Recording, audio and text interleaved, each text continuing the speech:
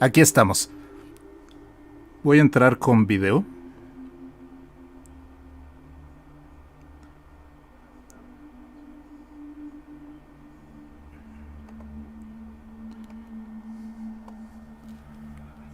Muy bien, muy bien, muy bien. Perdón, es que tengo un reverb aquí, que déjenme apagarlo porque si no, no me concentro. Bueno, pues nuevamente, buenas noches. Denme un segundito nada más para apagar esto. Y con gusto ya entro al aire. Bueno, ya entro con el programa, digamos, que no lo he podido hacer porque el martes, híjole, me agarró la lluvia y ya no llegué, ya llegué aquí hasta las 9 de la noche, entonces por eso ya no pude transmitir nada, ya no pude hacer nada. Entonces, y ayer jueves tuve, híjole, se me cargó todo para hacer, entonces todo lo que debía de trabajo, etcétera, se me cargó ayer. Entonces por eso pues no pude prácticamente transmitir, pero bueno, ahorita que es viernes, ya que estamos un poquito más relajados, a los que estén, pues vamos a hacer el programa que ya se los debo.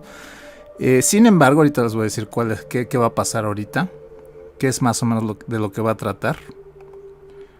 Deme un segundito más. Si me ven con ojos con ojeras es porque la verdad no he dormido nada. Pero bueno, aquí estamos, para que vean lo profesional que trato de ser. Aunque a veces me falla, pero bueno, todo sea porque el canal siga avanzando. Agradezco muchísimo a los 687 suscriptores, creo que tengo. Sí, 687. A los que se estén conectando, también les agradezco mucho. Acabo de informar ahorita que estoy en vivo. Trato de verdad que sea el martes y el jueves. Esta semana sí me falló. De veras hubo un chorro de imprevistos, especialmente por el clima, ¿no? Pero bueno, fuera de eso, todo bien. Entonces, como siempre, les agradeceré mucho si me dicen si hay una falla de audio o algo así. Díganmelo, de video o lo que sea. Si no se ve la imagen, etcétera, que ya me ha pasado. Es raro que entre sin errores técnicos, pero bueno. Entonces, bienvenidos. Les voy a dar la bienvenida acá. Pueden chatear conmigo en el momento que quieran. Yo aquí leo sus mensajes. Los leo cada 5 o 10 minutos. Entonces, por ese lado, bueno. No va a ser inmediato, pero sí lo estoy checando. Entonces, les agradezco mucho. Y bueno, ¿qué les cuento? Bueno, vamos a tomar el tema que era para este martes. Y bueno, ahorita les voy a explicar bien de qué va a tratar. En realidad, el día de hoy no quiero empezar con la novela tal cual, que es El nombre de la rosa. Es una novela famosísima de los 80, se publicó en 1980 y en 1986 sale la película. Quiero empezar con las apostillas del nombre de la rosa. Al nombre de la rosa. A El nombre de la rosa, perdón. Que es un escrito que también hace Umberto Eco explicándonos, no la obra en sí, o sea, nos explica el proceso que se llevó para hacer la novela. Entonces eso es bien interesante porque ahí encuentras muchos datos que no te hubieras imaginado y de la propia pluma del autor, de este autor interesante que es Umberto Eco. Como ustedes saben, él era semiólogo. Entonces, bueno, sus obras sí son muy enfocadas a eso. Yo nada más he leído dos, que es El nombre de la rosa y El péndulo de Foucault. Esa me costó un poquito más de trabajo porque la verdad sí está como difícil entrar a la obra. Ahorita les voy a explicar algo que decía él sobre eso, pero me quiero ir sobre ese escrito, algo así como lo que hice con El Padrino, con las notas y las confesiones que hizo Mario Puzo sobre su novela. Algo así voy a hacer aquí también. Más o menos para que nos vayamos entonando y ya ahora sí el martes ya entro derecho con la historia y con las diferencias. En este caso sí son muy grandes, son muy grandes las diferencias entre el libro y la novela. El libro es algo denso, no es tan, por lo menos de entrada sí es un poco difícil, y también porque mete muchas cosas en cuanto a lo que era lo de él, ¿no? Que es la semiología. principalmente para esclarecer estos crímenes que hay en la abadía. Y bueno, eso ya lo iré explicando ahorita, más o menos cómo lo estructuró y en qué pensaba, porque de hecho él decía que también era un narrador, digamos, novato cuando hizo este libro, que es de 1980, repito. Y es que él era teórico, él escribía libros sobre teoría. Entonces sí marca una diferencia entre unos y otros. Y eso es lo interesante, Si se está oyendo más la música, déjame bajarle un poquito la música porque igual me tapa. Entonces le voy a bajar tantitito. Música ad hoc para el tema. Música medio medieval, así que medio medieval. Y también algo ahí de cantos medio gregorianos. Digo medio porque la verdad no creo que sean así el 100% gregorianos. Los encontré.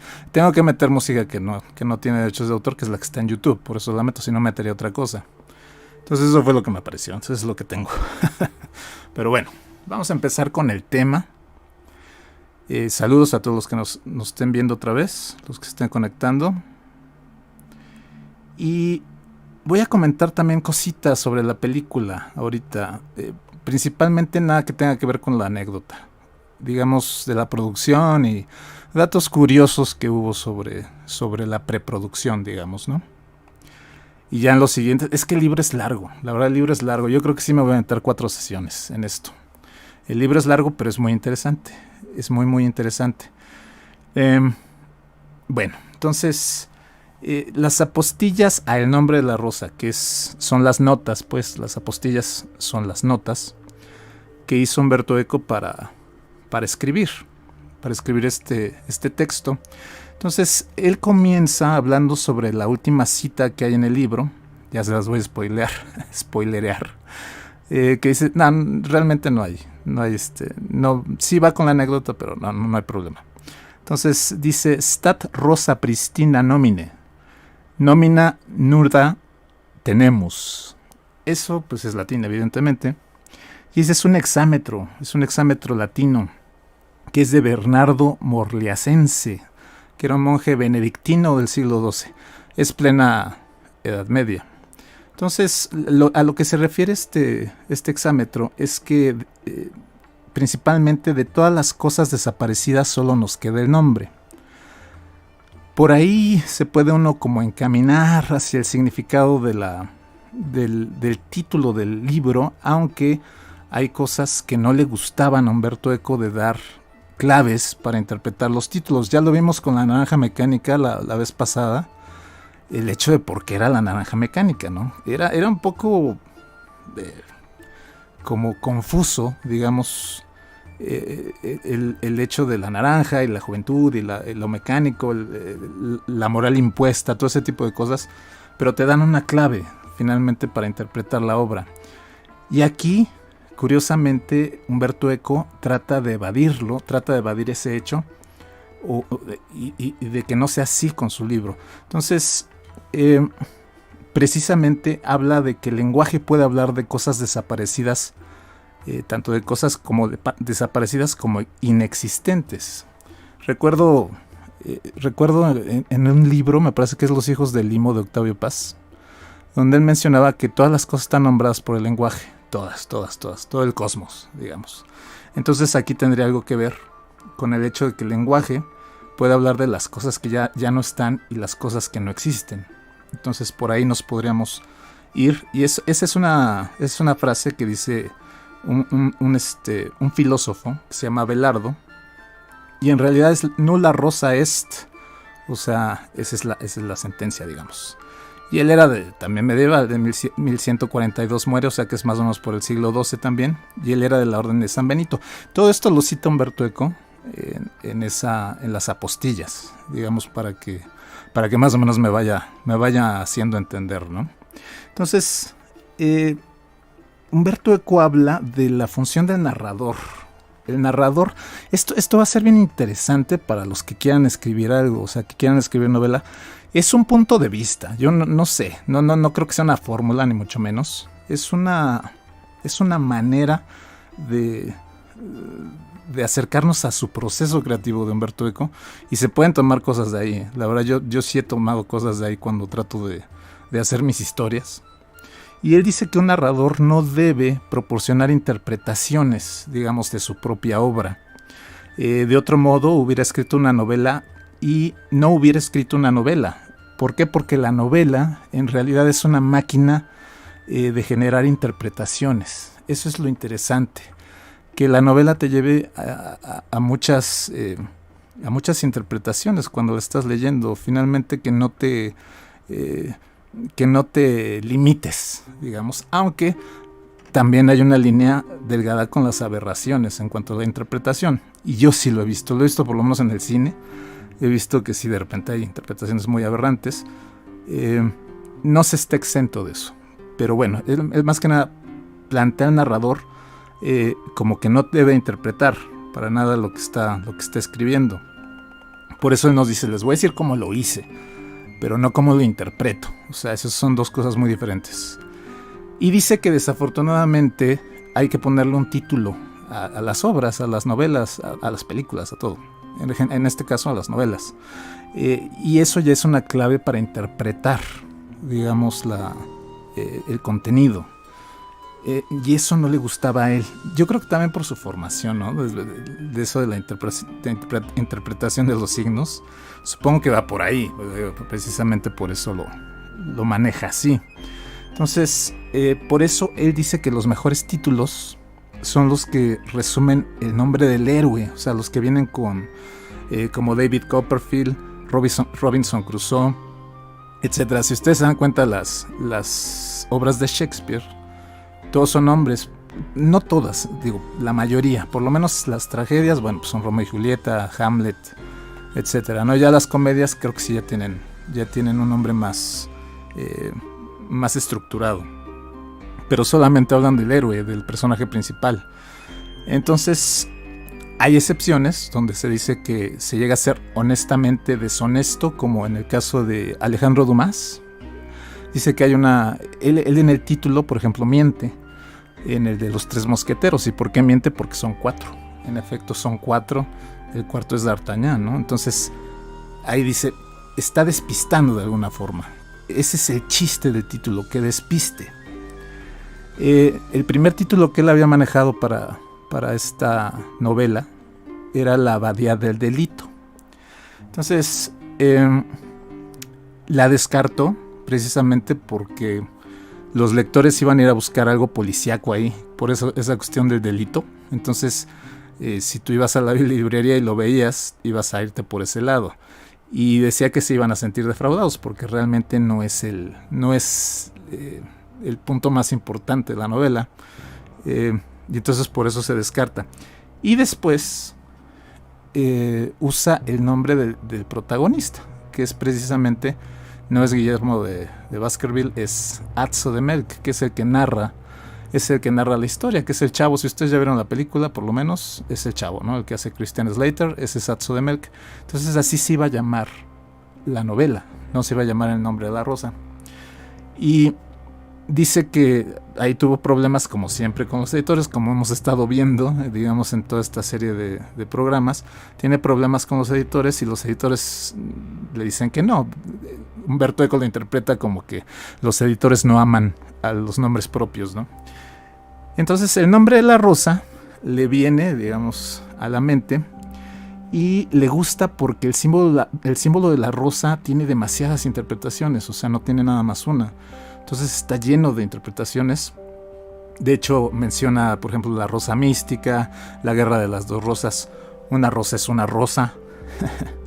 Entonces eso hace que se despiste al lector. Eso es interesante. Y al despistar al lector ya no puede elegir una interpretación.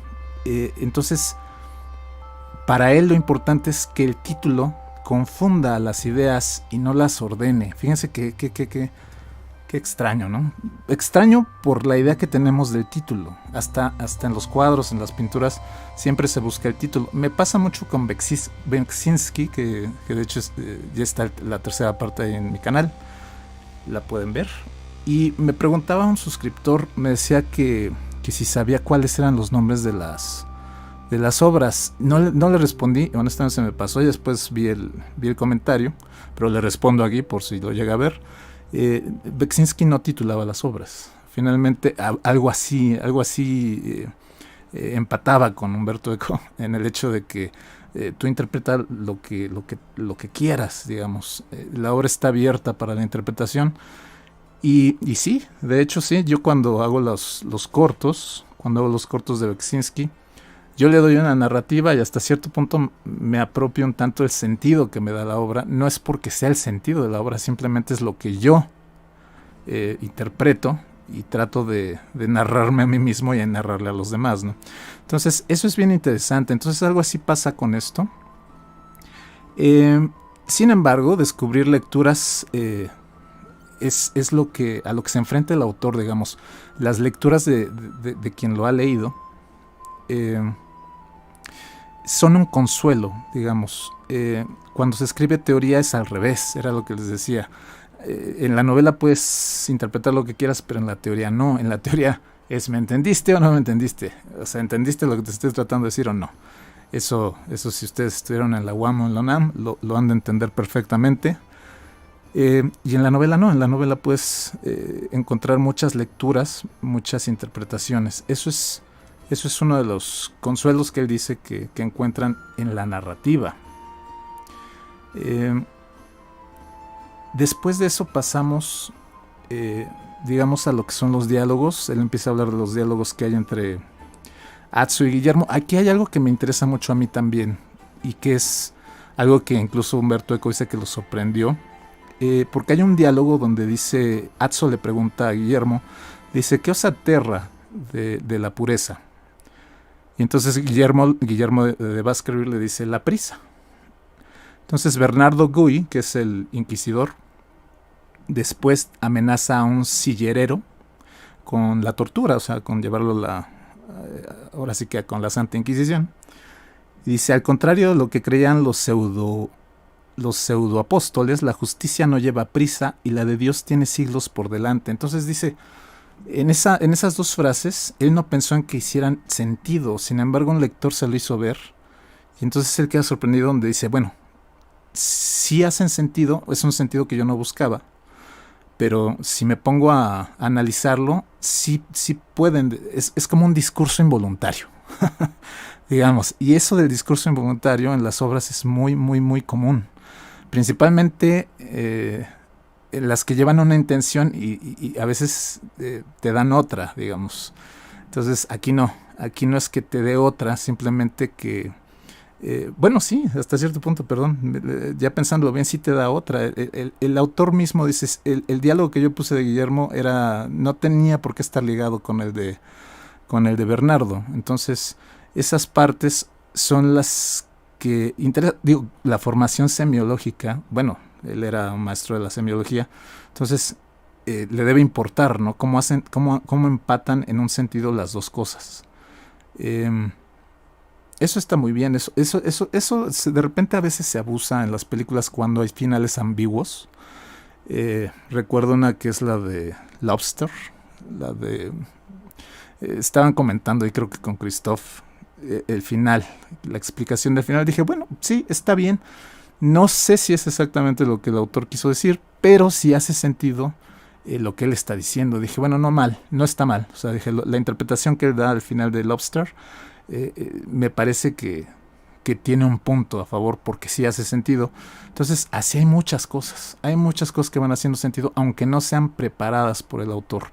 Eso es muy interesante. Entonces, el autor no debe interpretar, pero puede contar por qué y cómo ha escrito, que es lo que le interesa aquí en lo que serían las apostillas. Déjenme ver si tengo algún comentario. No tengo un comentario. Gracias a los 3 playbacks que me están viendo. Bueno, vamos a seguirle. Ya después que, si no lo ven ahorita, ya que lo sigan viendo después. En el diferido. Es que es viernes, yo creo que muchos ya se van a echar sus drinks. Entonces, bueno, espero no verme tan teórico, ¿no? Pero así es como empieza a explicar, digamos, Umberto Eco lo que es la obra.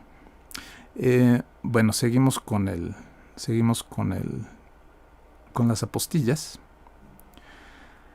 Entonces, bueno, por ejemplo, Edgar Allan Poe, cito un ejemplo de Edgar Allan Poe, que dice en la filosofía de la comunicación, cuenta cómo escribió El Cuervo, no cómo tenemos que leerlo y los problemas que él tuvo para realizar el efecto poético. Digamos que nunca va a decir el autor cómo lo tienes que leer, o sea, simplemente si le funcionó o no. Eso es lo que hace Edgar Allan Poe. Entonces, aquí una de las premisas que tuvo Humberto Eco para escribir El nombre de la rosa es que quería envenenar a un monje. Fue de las primeras ideas que se le vinieron a la cabeza. Y entonces dijo, yo quiero envenenar a un monje. Y entonces si una novela empieza con ese material, el resto solo va fluyendo. Entonces, el Tratado de los Venenos de Orfila es el que estudia él para ver qué venenos le daban ese efecto con solo tocarlos con la piel. Eso lo lee creo que antes. Después va y le pregunta a un biólogo amigo de él que si había un veneno que se pudiera absorber por la piel. Y le dice que no, que en realidad no hay uno que sea tan potente como para que te mate. Entonces no le satisfizo, digamos, la respuesta. Y empieza a pensar también en qué época quería hacerlo. Y ahí también había una posibilidad de que hiciera la novela en la época moderna. Pero Humberto Eco decía que él conocía más el medievo, porque lo había investigado más que el mundo moderno. El mundo moderno solo lo conocía porque veía la televisión. O sea, realmente él tenía como más confianza en hablar del medievo. Y no es solo hablar del medievo, es lo que él plantea es hablar en el medievo. O sea, no solo es hablar de él, es hablar en el medievo. Entonces, por eso sitúa El nombre de la rosa en esa época. Y ahorita les voy a decir por qué específicamente en el siglo XIV. Eso es bien interesante. ¿Por qué en el siglo XIV? Porque él decía que conocía bien el XI y el XII de la etapa medieval, pero el XIV era el que no conocía tan bien, pero era el que era el necesario. Era el siglo XIV el que debía, sobre el que debía escribir, en el que debía escribir, repitiendo esto. Entonces, aquí el narrador tenía que participar, digamos, y a Humberto Eco le daba un poquito de vergüenza el hecho de empezar a narrar su historia, porque sentía que era como el crítico que se tenía que subir al escenario cuando hacía una obra. Digo, ha pasado 1000 veces. Les puedo mencionar algunos críticos que han sido cineastas después, bueno, unos buenos y otros muy malos. Por ejemplo, no sé, François Truffaut era un crítico que después hizo cine. Él hizo muy buen cine, un cine de autor. De hecho, de ahí sale la teoría de autor de la ola francesa, de la nueva ola francesa. Y otro que también hizo eso, bueno, pues también Godard, ¿no? También era crítico de cine, también de la nueva ola. Y aquí en México también tenemos ejemplos bastante claros como Christophe o García Tsao, ¿no? También García Tsao, que es crítico, que también hizo alguna vez un guión para una película. No recuerdo cómo se llamaba la película. Muy mala, por cierto. Ya es de los 90s, pero ahí es donde dicen, bueno, ok, ya lo criticaste, ahora súbete a hacerlo, ¿no? Entonces, por eso sentía un poquito de pena, digamos, de vergüenza Humberto Eco al narrar. Sentía que era un ámbito no tan cómodo como nada más verlo. Y él lo menciona, de hecho, él está mencionando esas partes. Y aquí hay algo súper interesante, porque él se va a leer y a releer a los cronistas de la época, digamos, medieval, para agarrar el ritmo de las narraciones medievales, para que nos vaya contando cómo se contaron las historias en ese tiempo, aunque no se salvaría de la intertextualidad de otra, no se salvaría de que hubiera referentes. Pero bueno, dice que él quedaría libre de sospechas porque finalmente otros hablarían por él, ¿no? No necesariamente sería directo. Los libros siempre hablan de otros libros y cada historia cuenta una historia ya contada. También eso lo menciona. Y escribir una novela no tiene que hacer con las palabras, ya que esta tarea es una cosmología. Eso de la cosmología también es muy interesante, porque él plantea más que el juego de palabras y el manejo del lenguaje, es la creación de un mundo. Y sobre esa creación de un mundo es sobre lo que se van a basar las reglas. Se van a basar las reglas de lo que va a escribir. Les voy a poner un ejemplo burdo un poco, pero comercial, digamos. Es como Star Wars, digamos. Entonces, Star Wars planteas, por lo menos en las primeras 3 películas, sus reglas, que son rotas después, y por eso quizá no funcionen las otras películas.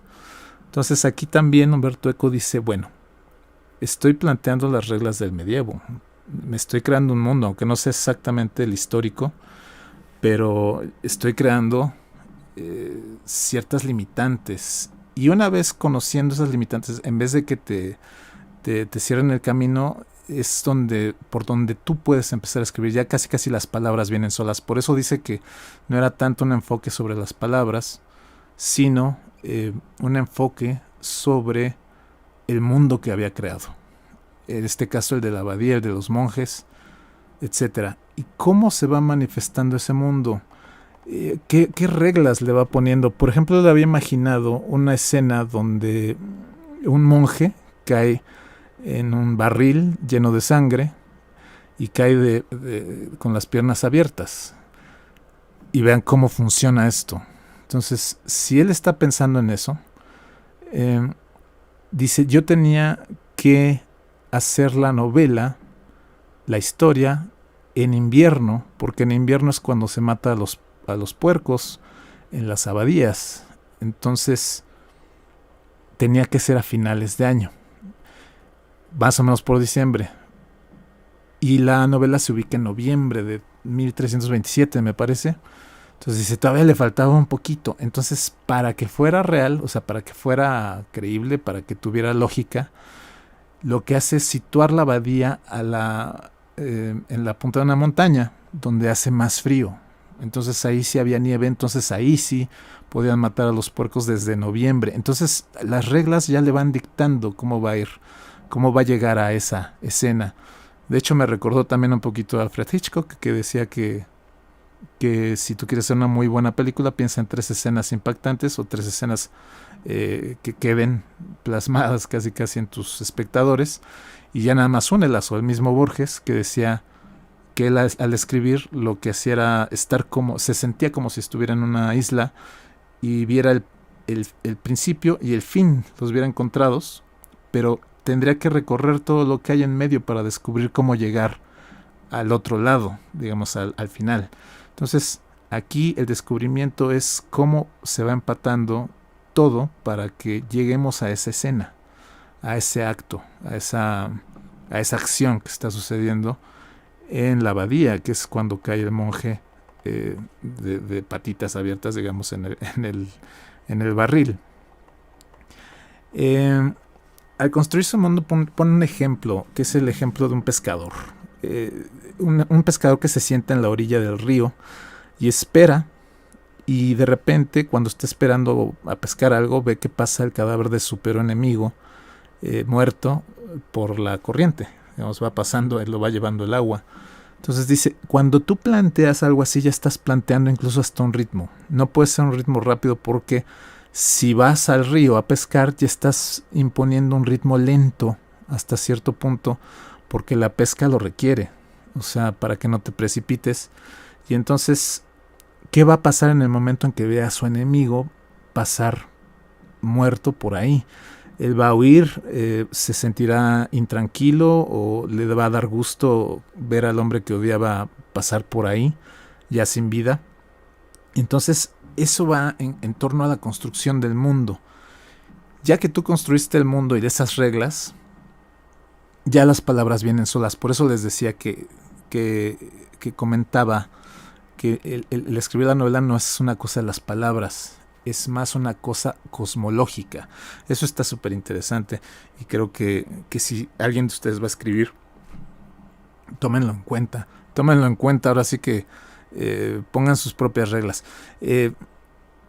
También lo interesante de ahí es la posibilidad y la probabilidad, ¿no? Digamos, lo posible lo posible y lo probable. De alguna forma es también algo que te va guiando, que es posible y que es probable. Eh, y entre otras cositas que como que para escribir tiene que tomar uno en cuenta, ¿no? Entonces, bueno, eh, se puso a investigar, digamos, Humberto Eco para hacer la novela. Y él dice que encontró muchos datos de muchos monjes y muchos datos históricos, etcétera. Y entonces dice, hay cosas que no puedo meterlas en la obra, pero que yo como escritor sí debo conocerlos, porque sé de alguna forma que los personajes conocen esa presencia o hay algo que ellos deben saber de esa persona. Digamos, por ejemplo, de los papas. Ya ven que en el Nombre de la Rosa la sede del pontificado no estaba en Roma, estaba en Aviñón, me parece. Entonces, hay cosas que los personajes saben que no se lo tienen que decir al lector, perdón. Y eso obviamente lo tiene que saber el lector. Hay personajes que existen, pero no tienen que ser leídos, no tienen que ser mostrados. Ahorita les voy a ir diciendo más o menos por qué se centra en ese siglo. Ya les había comentado que la quería situar antes, pero no se podía por una simple razón. Digo, estamos hablando de que debe haber un personaje que va a resolver un crimen, los crímenes que están pasando en la abadía. Entonces, para esto, él piensa en quiénes podían haber, en qué momento histórico podía haberse hecho esas observaciones semióticas o semióticas, mejor, semiológicas, para resolver los crímenes, ¿no? Cómo los signos van dando pistas. Entonces ese pensamiento no es un pensamiento de la Edad Media, sería un poquito más para acá. Entonces él dice, sí, hay unos filósofos, por ejemplo, uno era Guillermo de Ockham, perdón. Él era un filósofo que precisamente aplica esto y dice, incluso hasta lo quería para que fuera el personaje principal, pero dice, no, se me hizo como antipático, no se me hizo tan carismático. Entonces, de lo que queda de esa selección es el Guillermo, por eso es Guillermo de Baskerville. Y Baskerville, evidentemente, por Sherlock Holmes, que sería una referencia al sabueso de Baskerville, de la novela de Sir Arthur Conan Doyle, porque sí hay muchas cosas muy parecidas entre Guillermo de Baskerville y Sherlock Holmes. Entonces este pensamiento dice, tenía que ser un personaje inglés, definitivamente, porque ahí es donde empieza en esos años, digamos en ese siglo, es cuando empieza ya a hacerse la observación a través de los signos, o sea, las conclusiones a través de los signos, las interpretaciones, cosa que no era un pensamiento antes. De hecho, Guillermo de Baskerville es un personaje en el medievo, pero es un personaje ya que está adelantado, digamos que él ya es un personaje más renacentista, de Guillermo de Baskerville, desde los instrumentos que lleva, desde todo lo que le apasiona las ciencias y principalmente la búsqueda de la verdad. La búsqueda de la verdad es lo que de repente, a pesar de que es un monje franciscano, no hay cosas que ves que son más un hombre de ciencia. Y evidentemente, pues en esa época, para adentrarte en esos conocimientos, tenías que ser, digamos, pertenecer a una orden.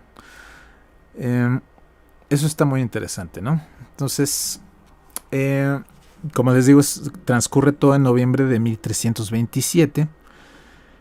Y bueno, todo esto que les conté sobre que ya neva en las puntas, en las partes de arriba de las montañas. Y hay otra cosa que aquí, dentro de sus premisas, a él no le gusta pensar lo que muchos otros autores dice que ese tipo de reflexiones son para los que van a estudiar literatura y quieren pasar el examen o quieren entrar a una universidad donde puedan escribir. Dice, no me dejaba llevar, o no creo, mejor dicho, en esa cuestión de que el personaje le dicta al autor cómo va a ser su camino, etcétera. Eso decían, por ejemplo, de Cervantes y el Quijote.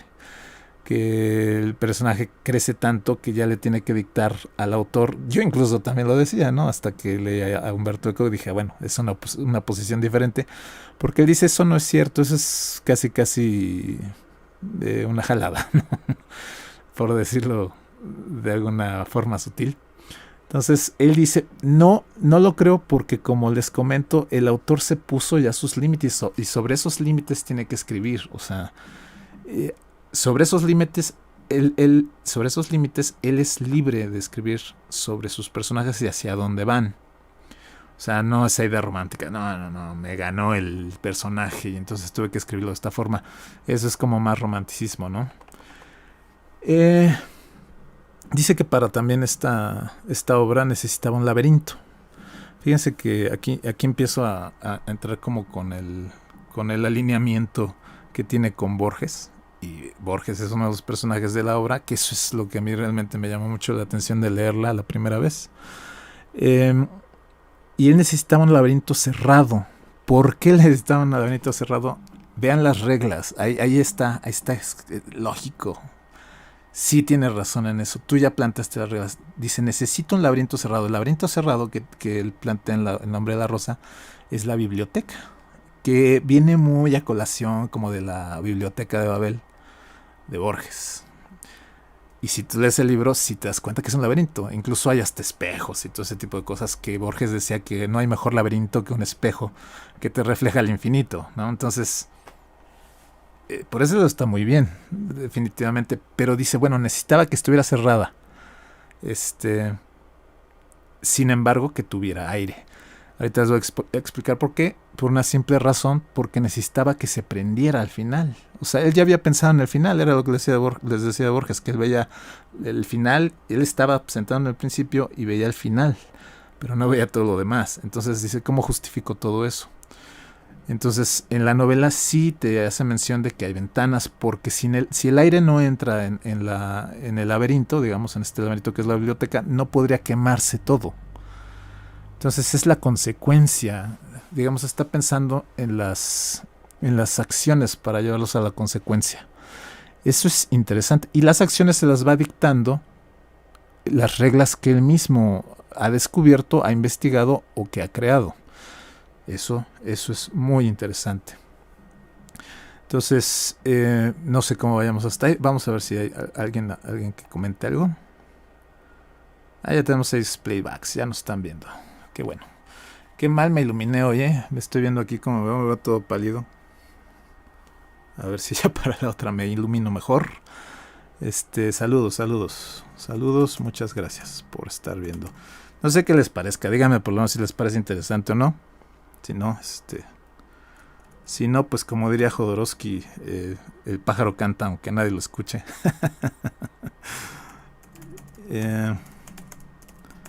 Déjame responder nada más rápido. Entonces, bueno, a mí me parece sumamente interesante lo que está planteando. Más si vas a escribir. O sea, si vas a escribir es una buena guía como para que puedas empezar a escribir. Y bueno, vamos a seguirla, ¿no? Vamos a seguirla. Eso son las apostillas. Las apostillas las pueden encontrar en PDF, en internet. Yo la leí en la universidad, fíjense, cuando estaba ya en el área de concentración. Me dejaron eso de las apostillas. No me dieron todas las fotocopias, las tuve que buscar. Pero ya ahorita que las leí, dije qué cosa tan interesante. Y como que te saboreas más la obra de El nombre de la rosa. Que precisamente El nombre de la rosa sí hace sentido, aunque nos quiera despistar, digamos, Humberto Eco, sí hace sentido con todo lo que pasa al final. Bueno, si ya la vieron, si no, ya después se las cuento. Entonces, bueno, vamos a seguir con esto. No sé qué opinen. A ver, échenme sus comentarios, comenten algo. Bueno, ¿quién habla? Esa es una parte también que está interesante dentro de las apostillas. Porque él pensaba, esto, fíjense, dicen que el autor, el escritor, por lo general, actúa sus diálogos. Y digamos, cuando está escribiendo, tiene que hablarlos. Y eso es cierto. Entonces él dice que tenía muchos problemas con esta cuestión del diálogo y pensó en los artificios que había literarios, digamos, para pasar la palabra de un personaje a otro. ¿Cómo le iba a hacer? Fíjense, esto a mí me lo enseñaron. Me parece curioso cómo es lo mismo, pero con de diferentes fuentes, digamos. Una fuente de actuación, por ejemplo, cuando estudié actuación hace muchos años, y aquí lo está hablando un escritor. Entonces dice, bueno, él habla de las instancias de enunciación, de la enunciación, y les voy a dar un ejemplo de lo que él habla. Por ejemplo, cuando dice, hay un diálogo normal, no en la novela, en general. Dice, ¿cómo estás? Le pregunta a alguien y el otro le dice, no mal, el que responde dice, no mal, ¿y tú? Pero fíjense, yo ya hice una intención, yo ya estoy como que tendría que ser más neutro. Entonces la segunda forma de escribirlo sería, ¿cómo estás? Dice Juan. Y dice, no mal, ¿y tú? Dice Pedro. Entonces ahí también no hay ningún tipo de intención puesta, ya condicionada por el escritor. Hasta esta, que por ejemplo sería la tercera. Dice, ¿cómo? Dice Juan, ¿cómo estás? Y Pedro de golpe, no mal, ¿y tú? Entonces, ahí hay un patrón de actitud. En la actuación, así como me lo enseñaron a mí, ya hay un patrón de actitud. No mal, ¿y tú? Y rápidamente, ¿no? Entonces hay otra forma donde dice, ¿cómo estás? Se apresuró Juan. No mal, ¿y tú? Se rió Pedro. Entonces ya está riéndose. Entonces, ahí ya hay actitudes. Y la quinta forma, dice, hay otra forma también que él explora. Dice Juan, ¿cómo estás? No mal, contesta Pedro con voz incolora. Fíjense, ahí está. Luego con una sonrisa indefinible. ¿Y tú? Todo eso es una imposición emotiva por parte del autor cuando estás escribiendo. El lector es más libre en las dos primeras que mencioné, donde es neutro. Dicen que es una neutralidad al estilo Hemingway en sus diálogos. Eso es lo que él plantea dentro de su estilo, porque Hemingway tiene un estilo sí neutro, hasta en la puntuación es punto, punto, punto. No es como otros que se alargan y se alargan y se alargan. No, las frases se cortan y pum, sigue la otra, ¿no? Entonces, era lo que les comentaba en otro programa sobre el trabajo ya después de la puesta en escena. No sé si el autor ya esté dramatizando, que es lo que pasaría cuando ya te impone una emotividad, una imposición, te impone esa emoción, esa emotividad, perdón, del otro personaje o de los personajes. Entonces, de alguna manera ya te está dirigiendo. Hay por eso autores que son muy cinematográficos. Les voy a decir algo, les voy a comentar algo que me parece que viene al caso. Pasolini, Pierpaolo Pasolini. Bueno, yo leí 100 años de soledad de García Márquez y siempre se habló de que García Márquez no quería que se llevara a la pantalla grande, ni mucho menos, ¿no? Entonces, de hecho creo que hasta Anthony Quinn se la quiso comprar. Creo que le daba $1 o $2 millones para que la pudiera llevar a la pantalla y no quiso. Pasolini no quiso. Entonces, lo que decía Pasolini, casi descubriendo lo que pasaba detrás, dice, lo que pasa es que esa más que una novela es un gran guión de cine. No gran en el de grandioso, simplemente muy largo. Entonces, dice, es un guión de cine. O sea, casi está dirigiendo, ¿no? en la novela. Y entonces a eso viene esto también. Dices, ya te descubrió, ¿no? ya descubrieron a García Márquez. Que a ver qué tal está la de Netflix, ¿no? Digo, a mí en lo personal no me gustó tanto ya la obra, digamos, el libro. Pero bueno, ya que se murió, ahora sí, yo creo que ya vendieron los derechos. Entonces, es cómo te va narrando las actitudes, cómo te está dirigiendo la película. Y es que realmente sí, García Márquez tenía una formación tenía experiencia como guionista, Entonces, Cien años de soledad sí se siente esa visión como cinematográfica.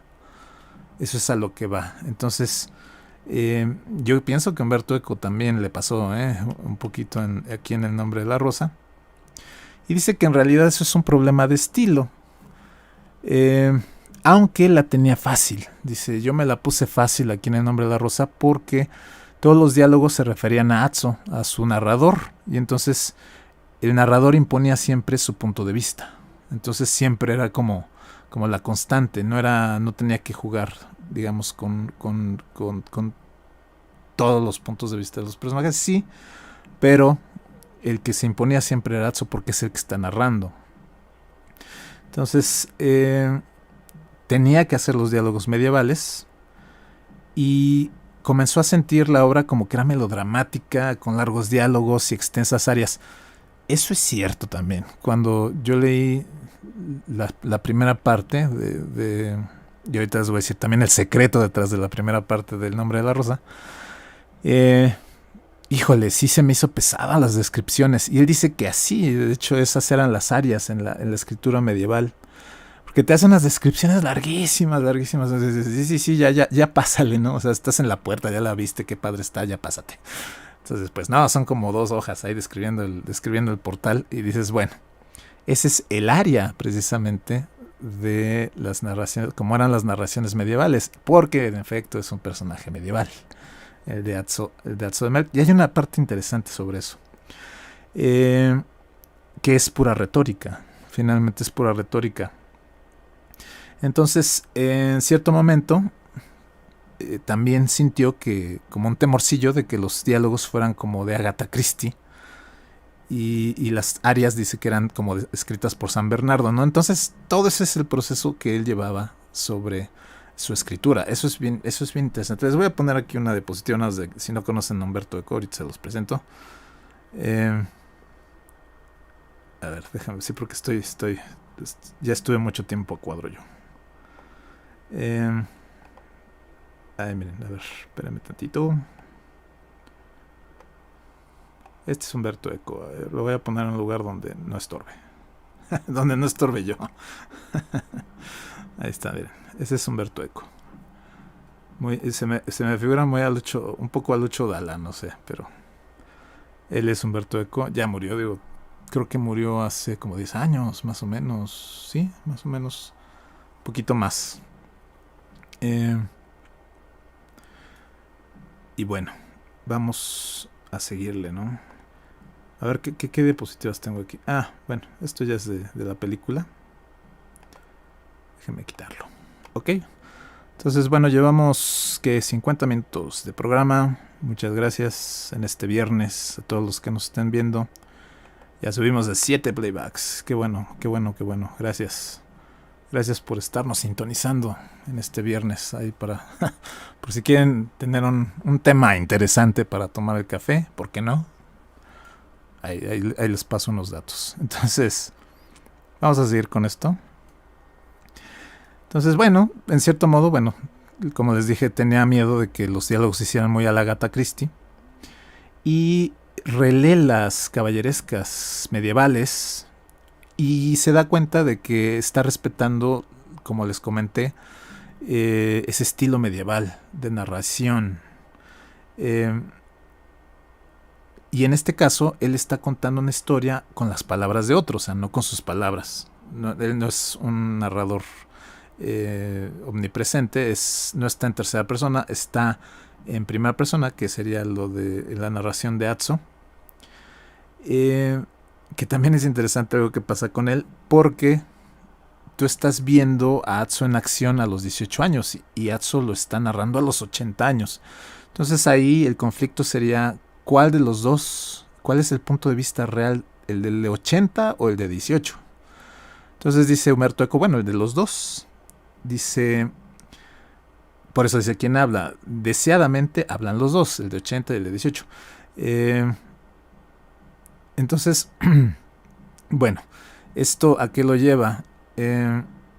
Porque una amiga de él le dice que que, bueno, cambiando de persona, que su objeción sería que Guillermo de Baskerville nunca tiene un gesto de piedad, dice. Dice que eso lo hizo pensar. Y por parte de Atzo Emerck, él está viendo las cosas a los 18 años con una observación casi fotográfica. Lo recuerda porque es la memoria fresca, ¿no? Está joven, tiene 18 años. Y lo más curioso es que él no entiende nada de lo que está pasando o de lo que el mismo Guillermo le explica. O sea, él y dice, no sé, dice, probablemente tampoco haya entendido nada ya cuando lo está narrando a los 80 años. O sea, eso es algo curioso. Eso es algo curioso porque el personaje podría acercarte como lector no sofisticado a empatizar con la narración.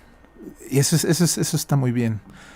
Porque si lo hubiera narrado Guillermo sería más sofisticado, evidentemente. Pero no, aquí lo narra Atzo. Es un punto de vista mucho más naif, si quieren. Déjenme checar la batería. Bueno, a ver, ¿cuánto andamos? Ok. Entonces, esto es interesante. A mí me parece bastante importante, digamos, sobre quién está narrando, quién está hablando, sobre qué punto de vista te da, sobre si entendió o no entendió lo que está sucediendo, etc. Entonces, dicen que el estilo narrativo precisamente de Atzo está fundado sobre una figura del pensamiento que se llama preterición. Así que, ¿en qué consiste eso? Eso consiste en que se dice no querer hablar de una cosa que todos conocen muy bien y al decirlo se habla de esa cosa. Piénsenlo tantito, hay muchos chistes que se hacen así. Como lo he visto mucho en TikTok, no quiero, yo sé que es ilegal, pero si ustedes hicieran esto podrían ver películas gratis. Es algo así, digamos, algo así lo que se está haciendo. Entonces, ese estilo, se molestó mucho cuando otra amiga le dice a Humberto Eco que es casi periodístico, digamos. Y Humberto Eco, ya después de meditarlo, dice, bueno, pues es que al final es como una crónica medieval, si hay algo de eso. Y nos lleva a otra parte que son los respiros. Los respiros, fíjense que es bien interesante lo que les decía de las 100 primeras páginas del libro. Le decían los editores que cortara esas 100 páginas, o sea, que eran demasiado densas y que era mejor que las eliminara, ¿no? Algo como lo que también le dijeron a Mario Puzo con El Padrino, que le cortara ciertas cosas. Pero en este caso eran 100 hojas, 100 páginas, mejor dicho. Entonces, él dice que no, se resistió. Dice, porque todo aquel lector que quiere entrar a la abadía por 7 días tiene que pasar por esas 100 primeras hojas. Digamos que es su prueba, ¿no? Para entrar a ese mundo que construye Humberto Eco. Y si no logra pasar esas 100 hojas, evidentemente no va a poder terminar el libro. Es como la prueba del lector para poder entrar en ese universo. Muy bien, me parece muy interesante. Dice, entonces comenta también que hay libros que respiran como gacelas y otros que respiran como ballenas, o sea, más pesados. Y bueno, eso de la respiración tiene que ver un poco con el ritmo de la novela, por eso es importante mencionar lo de las 100 hojas, que es pesado, ya después se aligera. Que a mí me pasó con La Naranja Mecánica también, que al principio es muy pesado, porque no sabes, estás con el lenguaje del Natsat, entonces te vas pausando, ya después, ya que pasaste, ya lo aprendiste un poco, ya la obra empieza a respirar muy ligeramente, digamos. Se dice que todas las artes aspiran a la música y es una analogía, digamos, yo la haría en el aspecto de las sinfonías. ¿Cómo se estructura? Una vez en el CCC, cuando hice un examen para entrar ahí, me hicieron una pregunta En el examen, no directamente. Me hacían una pregunta si era importante la formación musical para un cineasta. Evidentemente sí, desde mi punto de vista sí, porque te da una noción y te da una lección, yo diría como más acertado el término, te da una lección de estructuración y no todo puede ser arriba, arriba, arriba, arriba, arriba. Puedes empezar abajo, puedes empezar arriba, pero tiene que haber momentos donde respiras, precisamente. Hay momentos donde es un poco más aletargado, hay momentos donde tiene que volver a subir. Todo eso me parece que es musical, es a lo que se está refiriendo, y lo menciona Humberto Eco aquí en, en Las Apostillas. Entonces les voy a leer esto que viene a rematar, digamos, lo que estoy diciendo. Dice: una gran novela es aquella en la cual el autor sabe siempre en qué punto acelerar, frenar y cómo dosificar estos golpes de pedal en un cuadro en el que el ritmo de fondo permanece constante. O sea, es lo que les estoy más o menos tratando de traducir. Y bueno, hasta ahí me quedo, digamos, con lo que serían Las Apostillas. Ahí hay otra segunda parte. La otra mitad es la primera mitad. Ya en la segunda parte voy a rescatar algunos datos interesantes en el próximo programa, que es cuando ya voy a entrar a la anécdota del nombre de la rosa. Digo, espero que no se les haga pesado, pero yo creo que sí nos hace falta leer, honestamente. Yo empezando por mí, ¿no? Yo no me estoy dando yo leo 3 libros a la semana, no para nada. Pero de verdad van a encontrar leyendo cosas que los van a dejar pensando. Incluso sí, yo siempre he pensado que el arte se puede incorporar a la vida cotidiana. De hecho, eso es algo con lo que se puede vivir. No es nada más algo que no sirva para nada. Entonces, bueno, ya, aligerando un poquito ya tanta teoría, tantos conceptos teóricos. Voy a terminar con algunas cosillas ya de la película, con datos curiosos, digamos, ya algo así ya más comentable.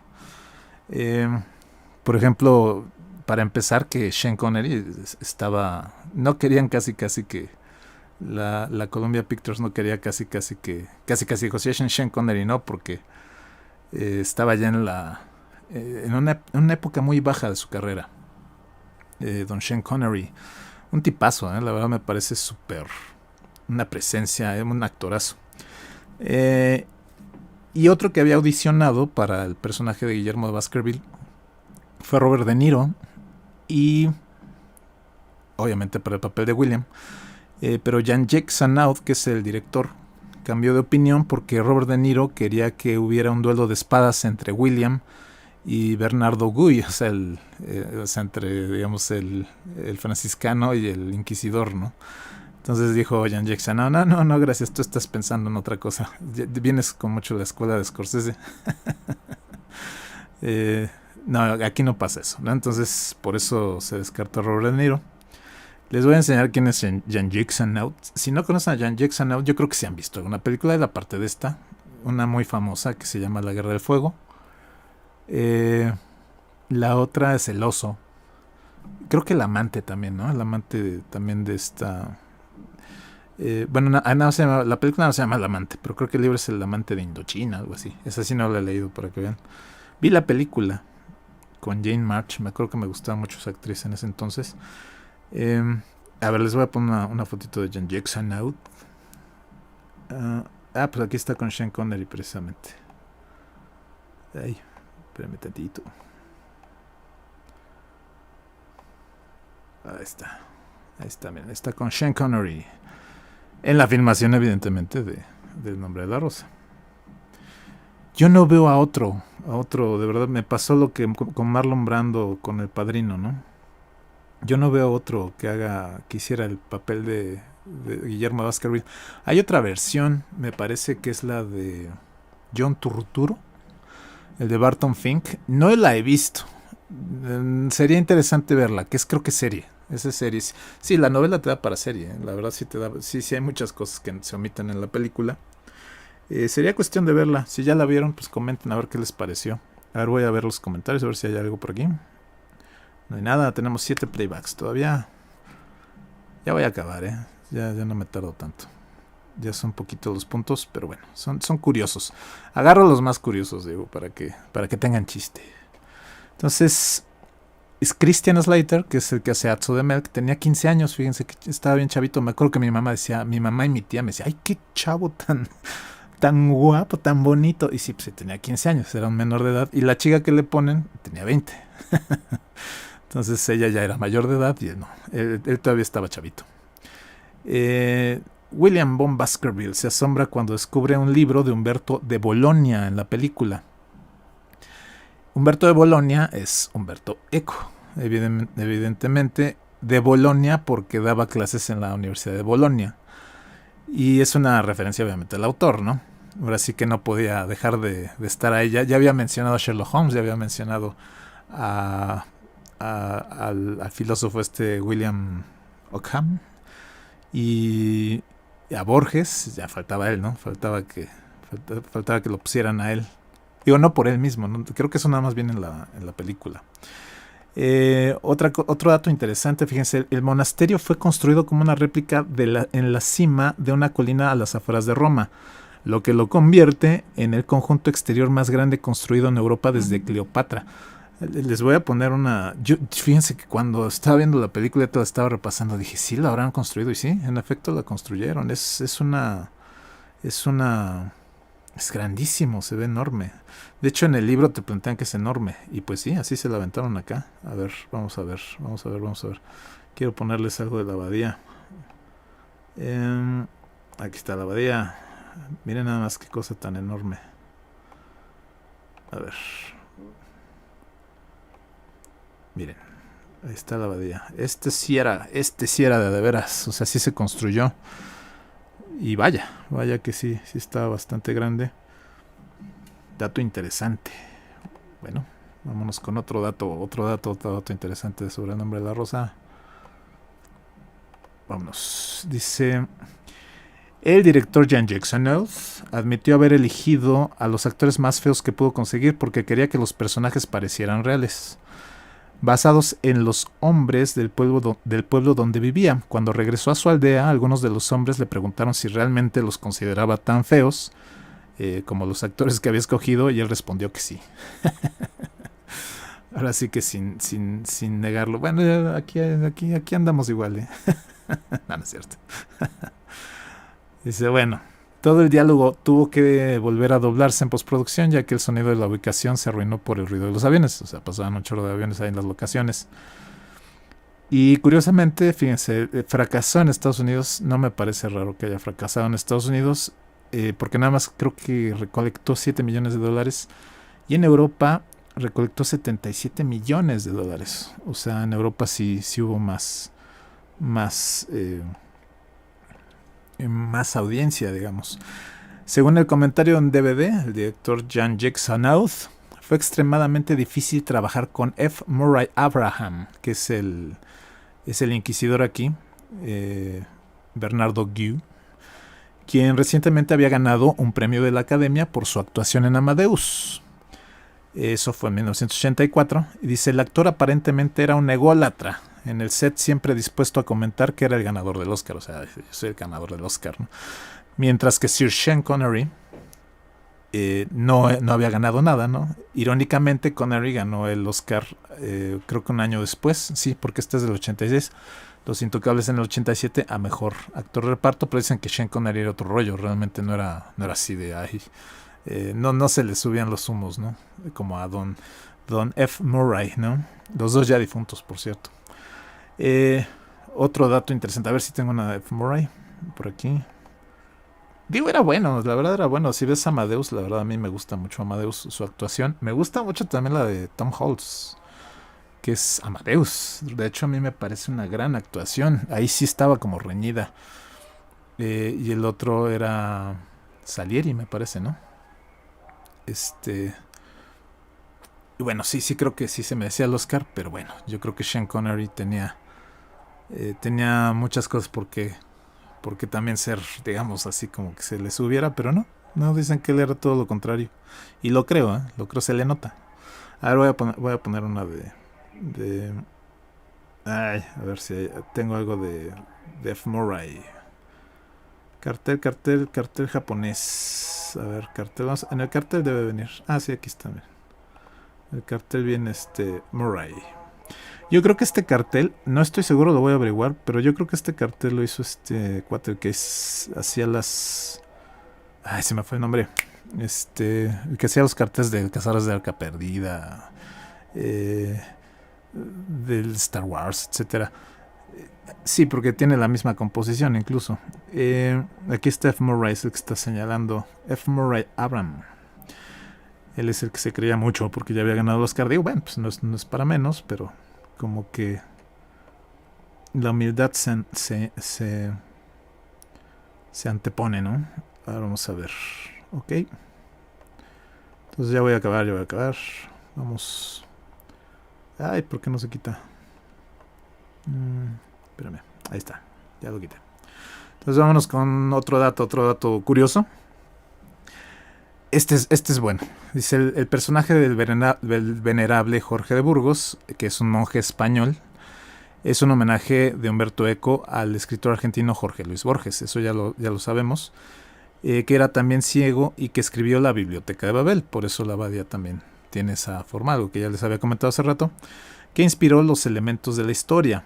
Originalmente el actor John Huston, eso sí yo no lo sabía hasta ahorita que lo investigué, fue elegido para el papel, fíjense, pero tuvo que declinarlo debido a su mala salud y fue reemplazado por Fyodor Chaliapin Jr., que es el que hace aquí a Jorge de Burgos. Otro, Christian Slater, no tuvo más que elogios para su coprotagonista Sean Connery. Descubrió que trabajar con Connery era como tener una clase magistral de actuación, la vida, todo tipo de cosas. Es un profesional increíble, un verdadero caballero, un hombre de hombres. También dijo que Connery estuvo extremadamente involucrado en cada detalle de la filmación y en un momento también llegó a regañar a uno de los vaqueros en el set por maltratar a los animales. O sea que era un tipazo, don Sean Connery. De verdad, qué presencia cuando lo ves. Y de hecho, así debe ser. En el prólogo del libro sí te lo manejan como que Guillermo de Baskerville era alto, tenía la nariz un tanto aguileña. Bueno, Sean Connery la tenía recta, pero y dice que sí te jalaba la mirada. No tanto porque fueras gay, ni mucho menos, simplemente te jalaba por su personalidad magnética. Que curiosamente creo que así también describe Sir Arthur Conan Doyle a Sherlock Holmes. O sea, ahí está el paralelismo que les decía. Y bueno, como otro dato, dice el autor Humberto Eco quedó consternado cuando se enteró que Sir Sean Connery había sido elegido para el papel de William de Baskerville. Según los informes, su insatisfacción con la película terminada fue la razón de su renuencia a vender los derechos de la película de cualquiera de sus otras novelas. Sin embargo, en el 2011 dio una reseña relativamente positiva de la película, que dice, un libro como este es un sándwich club con pavo, salami, tomate, queso, lechuga, y la película está obligada a elegir solo la lechuga o el queso, eliminando todo lo demás, el lado teológico, el lado político, y en general es una linda película. Yo ahí sí empato un poquito. Lo que me fascina de la película es el reparto, la verdad. Me encantan las actuaciones, pero sí, el libro sí tiene muchísimas cosas más. La verdad, yo cuando leí el libro dije, ay, decía todo esto, y ya cuando volví a ver la película dije, pero falta esto y el otro. Eso sí les va a pasar. Pero la película es buena, la película es entretenida. De hecho, se resuelven cosas de manera ingeniosa, que, por ejemplo, como es desde la entrada, como Guillermo Baskerville va checando desde que entra casi dónde están los baños, ¿no? Eso se ve en la película, y en la novela no. En la novela hay una cuestión de las huellas del caballo. Ya se las contaré la vez que viene. Y ya para finalizar les voy a enseñar los carteles. Fíjense, me parecieron interesantes los carteles que encontré. Aquí está, déjenme enseñarles. Ya les enseñé uno. Este me pareció muy interesante. Entonces se los enseño. Hay dos que me parecieron interesantes, la verdad. Este me parece interesante. Este que está aquí. Este es de la película, fíjense qué cartel tan surrealista. La verdad es que sí dije, bastante original. Y hay otro que todavía me parece más interesante que este. No sé si es el polaco o no sé de dónde sea. El cartel japonés. Vamos con el japonés, que este japonés ya está más sencillito. Este es el cartel japonés. Este es el... Nada más es el rostro de Sean Connery, pero creo que este se usó para varios países, no nada más para Japón. Aquí tenemos a Atzo y a Guillermo. Atzo de Merck.